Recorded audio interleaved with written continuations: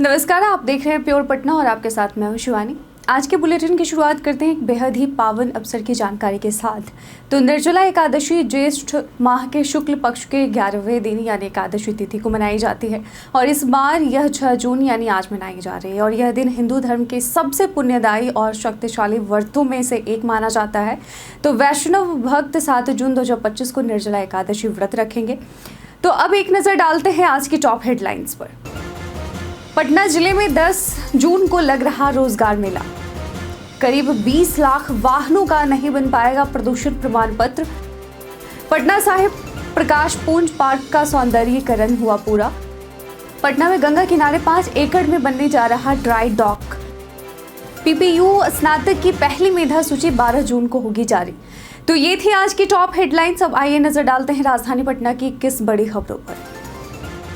पटना जिले में 10 जून को लग रहा रोजगार मेला। पटना जिले में 10 जून को जिला स्तरीय रोजगार मेले का आयोजन मिलर स्कूल मैदान वीरचंद मार्ग आर ब्लॉक के पास आयोजित किया जाएगा। निदेशालय नियोजन एवं प्रशिक्षण के निर्देश पर आयोजित इस मेले में करीब 45 कंपनियां भाग लेंगी, जिनमें 12 स्थानीय और 22 बाहरी कंपनियां शामिल हैं। मेला शहर के केंद्र में होने से युवाओं को पहुंचने में सुविधा होगी और इस मौके पर सेल्स रिप्रेजेंटेटिव, रिसेप्शनिस्ट, बीमा एजेंट, कंप्यूटर ऑपरेटर और सिक्योरिटी गार्ड जैसे पदों पर भर्ती की जाएगी। ITI पास, ग्रेजुएट, MBA और होटल मैनेजमेंट से जुड़े युवाओं को नौकरी का सुनहरा अवसर मिलेगा। ताज और चाणक्य जैसे प्रतिष्ठित होटलों से भी रिक्तियां आई हैं और इसके साथ ही इस भर्ती में शामिल होने के लिए आपको NCS पोर्टल पर निबंधन अनिवार्य है। पटना के कंगन घाट पर पहली बार 12 दिवसीय गंगा महोत्सव का शुभारंभ। पटना के कंगन घाट पर पहली बार 12 दिवसीय गंगा महोत्सव का शुभारंभ जो 16 जून तक चलेगा और इस महोत्सव का आयोजन सनातनी गंगा फाउंडेशन और IDPTS के संयुक्त तत्वाधान में किया जा रहा है। गंगा दशहरा के पावन अवसर पर श्रद्धालुओं ने विभिन्न घाटों पर आस्था की डुबकी लगाई।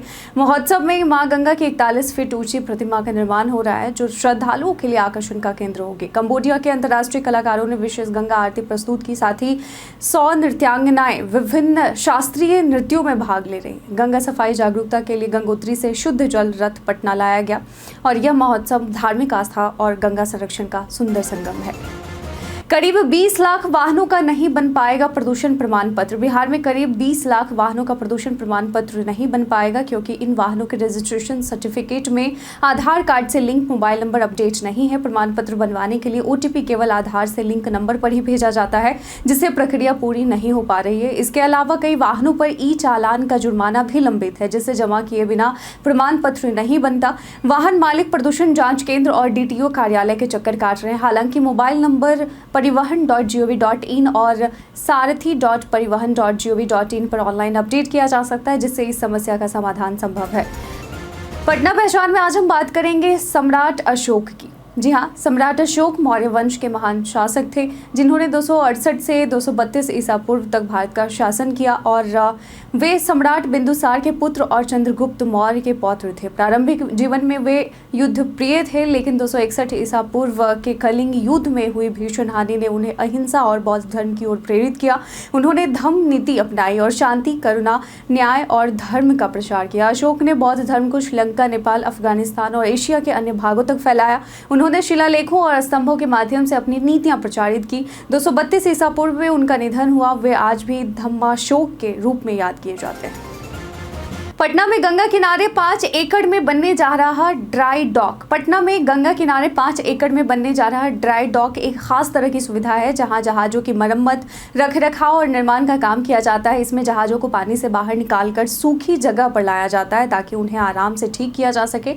अभी तक बिहार में ऐसी कोई सुविधा नहीं थी, जिससे व्यापारियों को कोलकाता जैसे शहरों पर निर्भर रहना पड़ता था। यह ड्राई डॉक केंद्र सरकार और नीतीश सरकार के बीच हुए 25 साल के समझौते के तहत बनेगा। इससे स्थानीय उद्योगों को बढ़ावा मिलेगा, जल परिवहन मजबूत होगा और लोगों को रोजगार के नए अवसर मिलेंगे और यह कदम बिहार की अर्थव्यवस्था को भी मजबूती देगा। पटना साहिब प्रकाश पुंज पार्क का सौंदर्यीकरण कार्य पूरा। जी हां, पटना साहिब के गुरु का बाग के पास स्थित 10 एकड़ में फैले प्रकाश पुंज पार्क का सौंदर्यीकरण कार्य पूरा हो चुका है।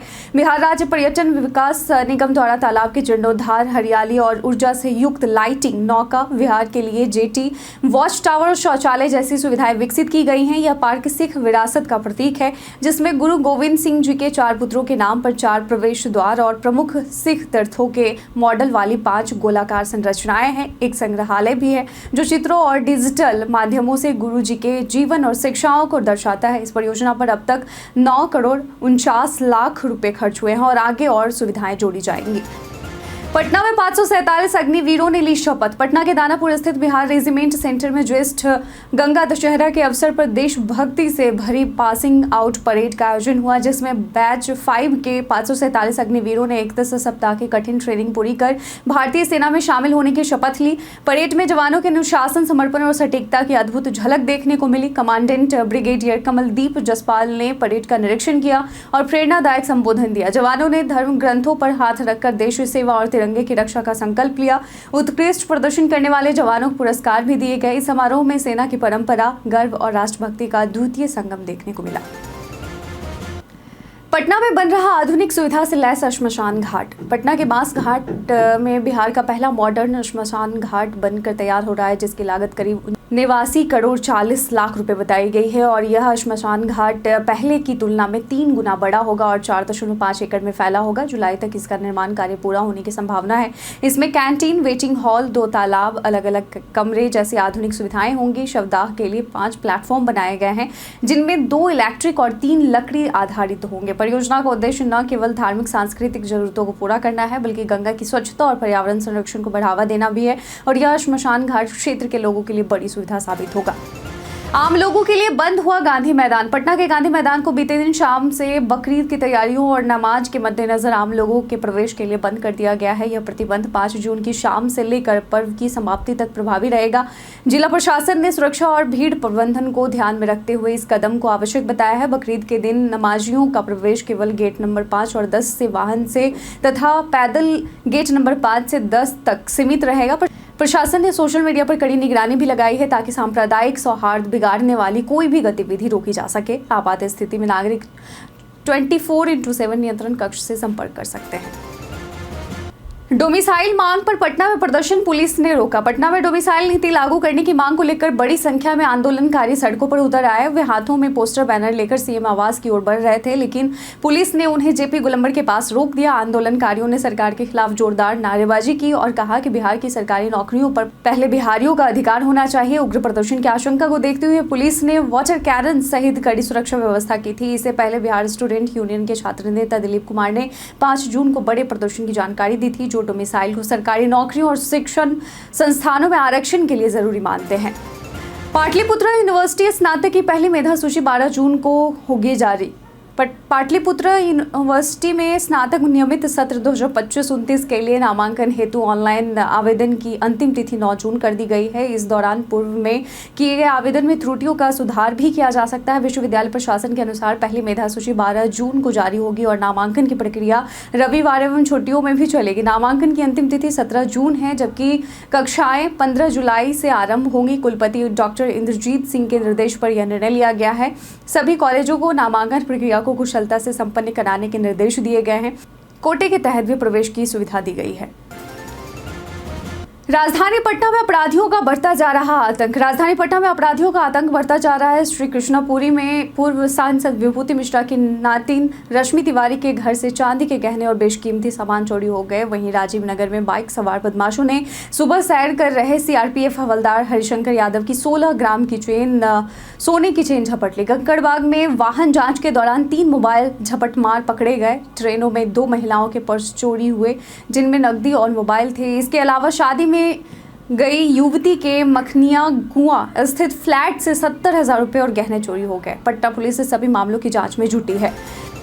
अगले 4 दिनों में तापमान में 2 से 4 डिग्री वृद्धि के अनुमान। पटना एवं उसके आसपास के इलाकों में अगले 24 घंटों के दौरान आंशिक रूप से बादल छाए रहने की संभावना है। मौसम विज्ञान केंद्र पटना के अनुसार सुपौल, अररिया, किशनगंज, मधेपुरा, सहरसा, कटिहार और खगड़िया जिलों में आंधी, बारिश और वज्रपात को लेकर येलो अलर्ट जारी किया गया है। पटना में गुरुवार को अधिकतम तापमान 33.5 डिग्री सेल्सियस रहा। आने वाले 4 दिनों में तापमान 2 से 4 डिग्री तक बढ़ सकता है और उमस बनी रहेगी। पटना के दीघा सेतु पुल पर तेज रफ्तार कार पिकअप में जा घुसी। पटना के दीघा सेतु पुल पर बीते दिन एक गंभीर हादसा हुआ जिसमें एक तेज रफ्तार कार पिकअप में जा घुसी और उसमें आग लग गई। हादसे के वक्त कार में 3 लोग सवार थे जो हाजीपुर की ओर से आ रहे थे। बताया गया कि ओवर स्पीड के कारण पिकअप के अचानक ब्रेक लगाने पर कार टकराई और आग लग गई। दोनों गाड़ियों के लोग अपनी जान बचाने के लिए कूद गए। घटना गंगा नदी पर बने दीघा पुल के बीचों बीच हुई जिससे मौके पर अफरा तफरी मच गई। फायर ब्रिगेड आग बुझाने में लगी और जबकि दीघा सेतु की ओर जाने वाले रास्ते पर करीब 1 किलोमीटर लंबा जाम लग गया। पटना में कोरोना संक्रमित की संख्या पहुंची 34। पटना में एक बार फिर कोरोना वायरस ने दस्तक दे दी है और जहां कुल संक्रमितों की संख्या अब 34 तक पहुंच गई है और यह संक्रमण शहर के कई इलाकों जैसे गाय घाट, गर्दनी बाग और पाटलिपुत्र कॉलोनी तक फैल चुका है। राहत की बात यह है कि 10 मरीज संक्रमण से ठीक हो चुके हैं जबकि बाकी 24 मरीज होम आइसोलेशन में रहकर डॉक्टरों की निगरानी में है। संक्रमितों में अधिकतर को बुखार, खांसी और सर्दी जैसे सामान्य लक्षण हैं और किसी की हालत गंभीर नहीं है। प्रशासन सतर्क है और स्वास्थ्य विभाग निगरानी में जुटा है। लोगों से अपील की गई है कि लक्षण दिखने पर तुरंत जांच कराएं और सतर्कता बरतें क्योंकि यही सबसे बड़ा बचाव है।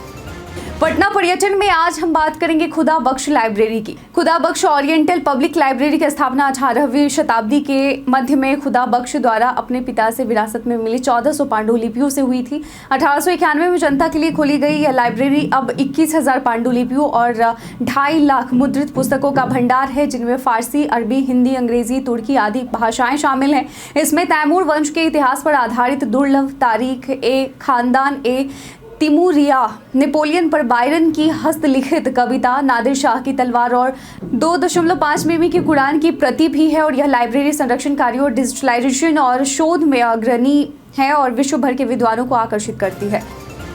श्वेता मिश्रा के ठिकानों पर पटना से प्रयागराज तक छापेमारी। बिहार में स्पेशल विजिलेंस यूनिट ने आय से अधिक संपत्ति के मामले में बड़ी कार्रवाई करते हुए पटना, कटिहार, मनिहारी और प्रयागराज में लोक शिकायत निवारण पदाधिकारी श्वेता मिश्रा के ठिकानों पर छापेमारी की।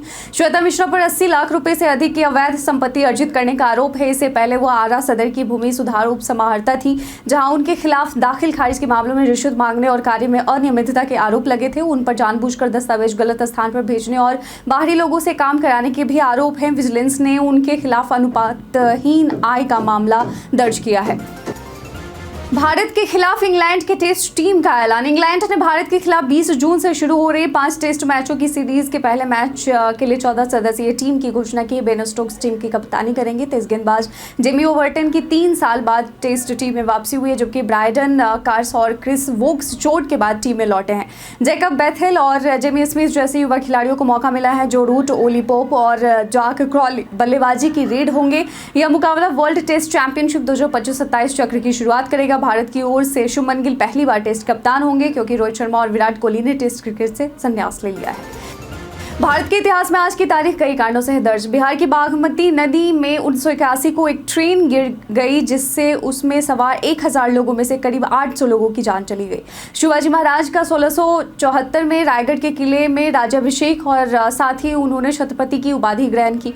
हिंदी सिनेमा के एक प्रसिद्ध गीतकार राजेंद्र कृष्ण का जन्म 1919 में हुआ। भारत के प्रसिद्ध एथलीट गुरबचन सिंह रंधावा का जन्म 1939 में हुआ। हिंदी के प्रसिद्ध उपन्यासकार वेद प्रकाश शर्मा का जन्म 1955 में हुआ और आज के दिन घल्लूघारा दिवस पंजाब का अंतर्राष्ट्रीय ओलंपिक समिति और की स्थापना दिवस के तौर पर मनाया जाता है। बीएसएनएल ने लॉन्च किए सस्ते धमाकेदार प्लान। बीएसएनएल ने 2 नए किफायती प्रीपेड प्लान्स लॉन्च कर टेलीकॉम मार्केट में हड़कंप मचा दिया है। 147 वाले प्लान में 30 दिन के वैलिडिटी के साथ अनलिमिटेड कॉलिंग और 10 GB डेटा मिलता है जबकि 247 रुपये वाले प्लान में 50 GB डेटा, रोजाना 100 SMS और कोई डेली लिमिट नहीं है। इन सस्ते और दमदार ऑफर्स के जरिए बीएसएनएल पुराने यूजर्स को वापस लाने और नए ग्राहकों को जोड़ने की कोशिश में। हालांकि इसकी सबसे बड़ी चुनौती है नेटवर्क की गुणवत्ता, खासकर शहरी इलाकों में। अगर बीएसएनएल नेटवर्क इंफ्रास्ट्रक्चर सुधार ले तो जियो और एयरटेल को कड़ी टक्कर मिल सकती है। सरकारी भरोसे और कम कीमतों के साथ बीएसएनएल फिर से गेम में लौट आया है। तो बीते दिन हमारे द्वारा पूछे गए सवाल का आप लोगों में से बहुत लोगों ने अपना जवाब में कमेंट सेक्शन में लिख कर दिया था। जिन्होंने पूछे गए सवाल का जवाब दिया उनके नाम है शुभम कुमार, ध्रुव कुमार, राकेश मिश्रा, स्वास्तिक कुमार, मनोज दास, बबलू कुमार और ध्रुव कुमार। इसके साथ ही बढ़ते हैं आज के सवाल की और आज का सवाल है कि क्या आप कंगन घाट पर आयोजित गंगा आरती में शामिल होने का प्लान बना रहे हैं? आप अपना जवाब हमें कमेंट सेक्शन में लिखकर जरूर बताइएगा। आज के बुलेटिन में बस इतना ही। पटना के तमाम खबरों के साथ अपडेट रहने के लिए देखते रहें प्योर पटना। धन्यवाद।